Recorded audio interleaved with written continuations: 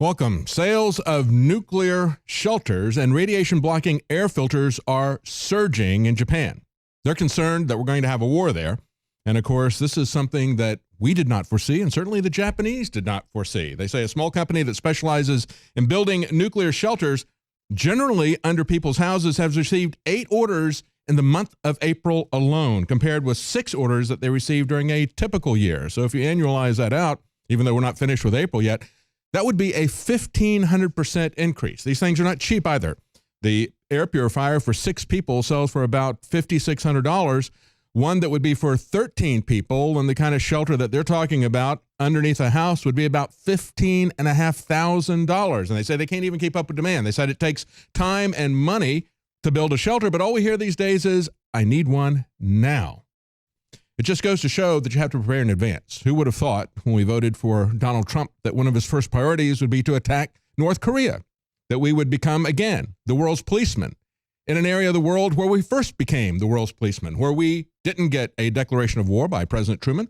64 years after the ceasefire, we see that China is using North Korea as leverage to get trade considerations out of the United States, instead of the other way around. As I've pointed out before, it is China that has a massive concern about the immigration that can occur if there was a war, the massive number of refugees that could go into China as well as into Russia. That's why they have forward-placed a lot of military at the borders to keep that from happening. They've already had situations where there's been a massive release of North Korean prisoners, criminals, into their society. And of course, no society can handle uncontrolled immigration.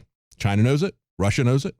Americans know it, except for the American left. And some people in France even understand that. We will see with the runoff election whether they truly understand that. But as we see these things heating up, we now see President Trump today went to the United Nations, I guess, to talk to them about war, perhaps to get approval from the Security Council. President Trump hosted members of the UN Security Council at the White House today.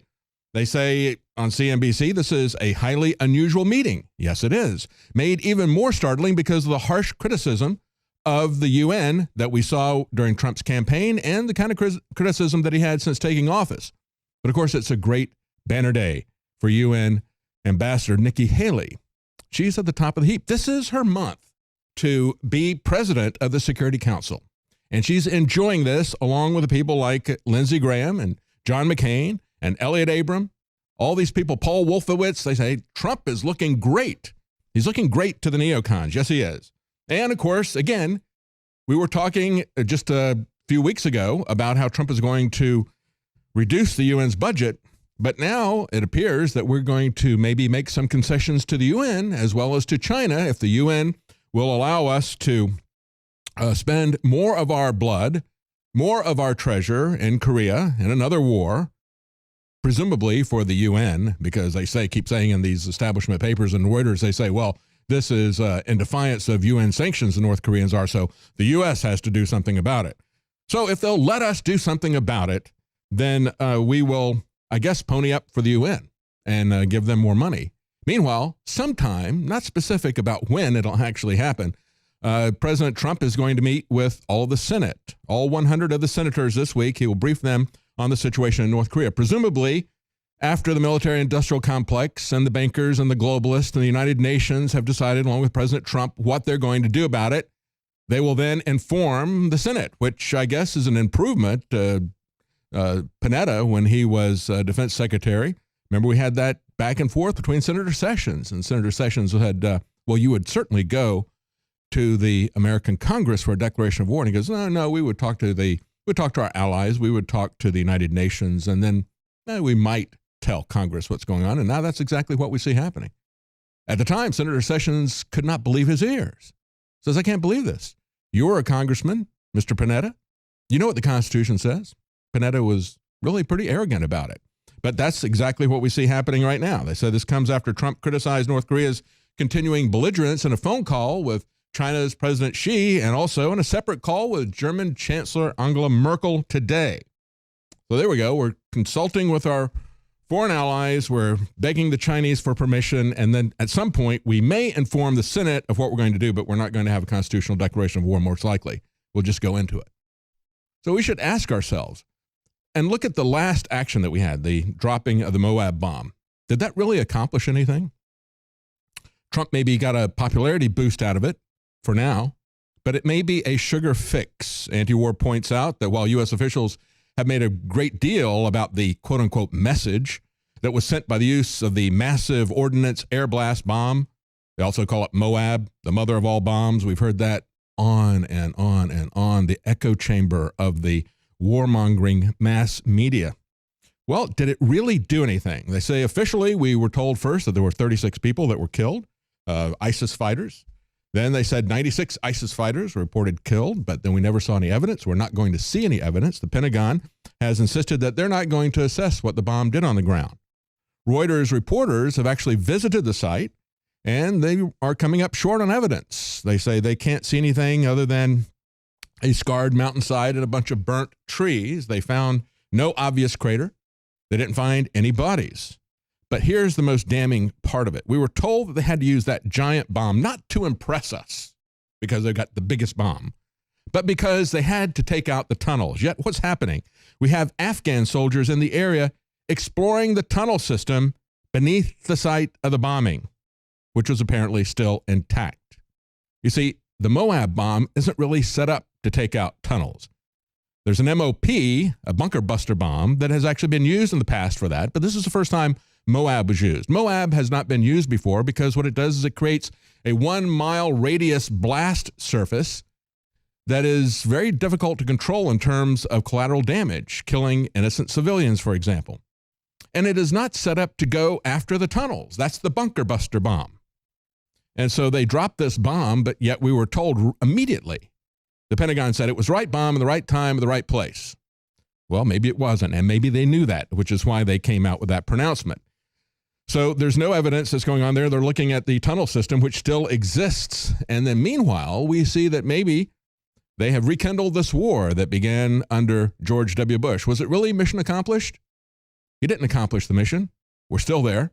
We were there throughout all 8 years of the Obama administration. Now we're kindling this up to a much larger war.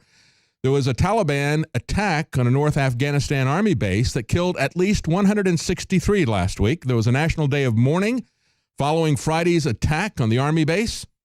They say the death toll is continuing to rise, and so is the anger of the people in Afghanistan. They're calling for security officials to resign after yet another high-profile failure.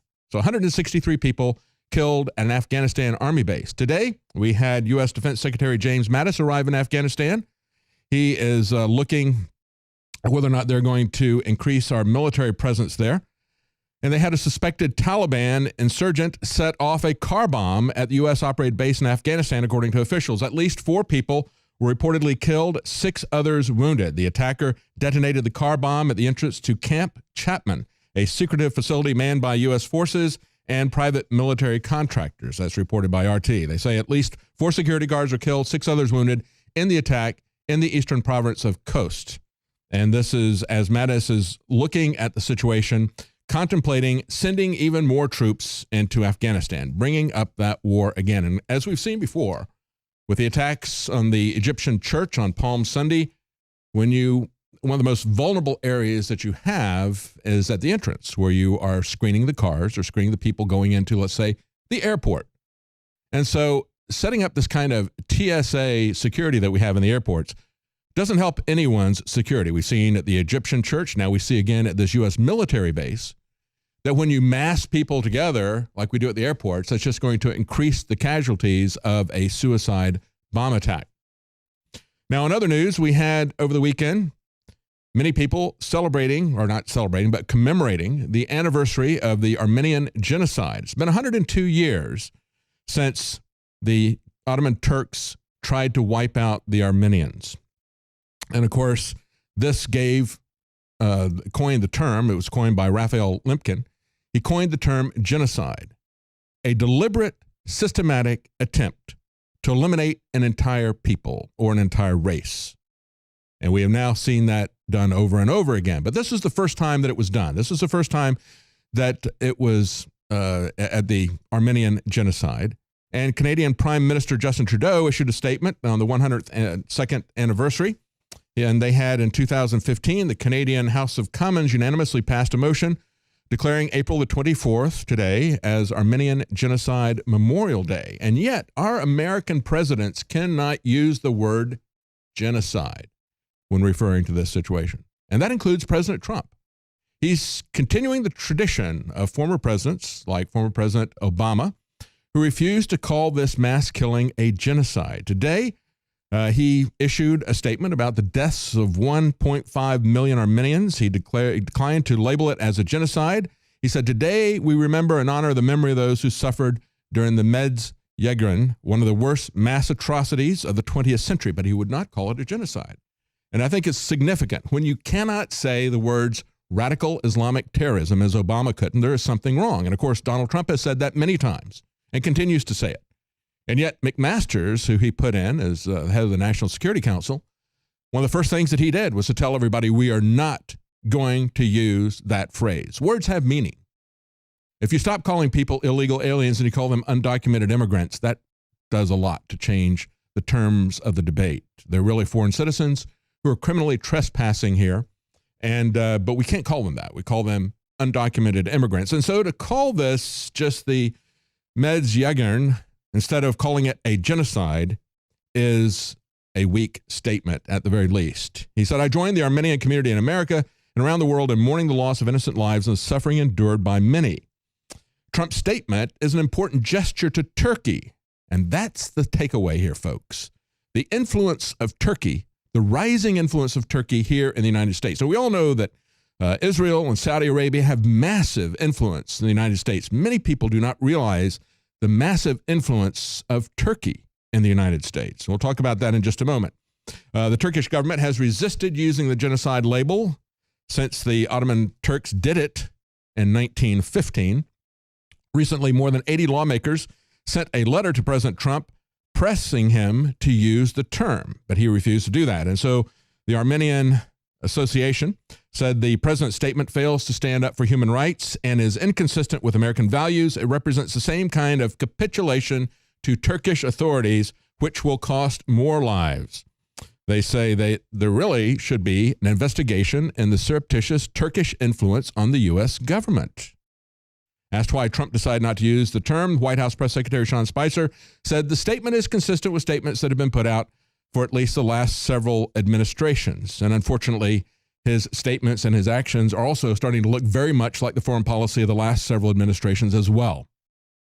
And so there's a question. Doug Bandow asks at the American Conservative, he says, is Turkey still a bridge to the West? And he points out that Turkey's president, Erdogan, put his power and prestige on the line this month to get more dictatorial powers. He pushed constitutional referendum to create an all-powerful executive. He purged, he arrested tens of thousands of Turks. He closed, he cowed the opposition press. He made criticism a treasonable offense, and he manipulated electoral rules. He committed vote fraud, yet the measure still barely passed 51.4% to 48.6%. Now, he took power in 2002. Initially, he spent several years liberalizing the economy. Even liberal secularists and feminists backed him. Turkey prospered economically. The Turks enjoyed greater freedom. He wanted to become part of Europe. He was going to join NATO and the European Union. But there were always people who doubted him, says Doug Bandow. Erdogan once said, quote, democracy is like a streetcar. You ride it until you arrive at your destination, and then you get off. We've seen that many times, haven't we? Around 2010, he changed directions radically. And instead of having a secular government, instead of having a liberal government, he started using, you saw a lot of corruption. Tax investigations became a tool of repression. Critics, even children, were prosecuted for insulting his majestic person on social media. And then, after spending a lot of time cooperating with Fethullah Gulen, an Islamic imam who has over 1,000 schools worldwide. As a matter of fact, here in the United States, the Gulenist movement gets $500 million with a B, taxpayer dollars in charter schools.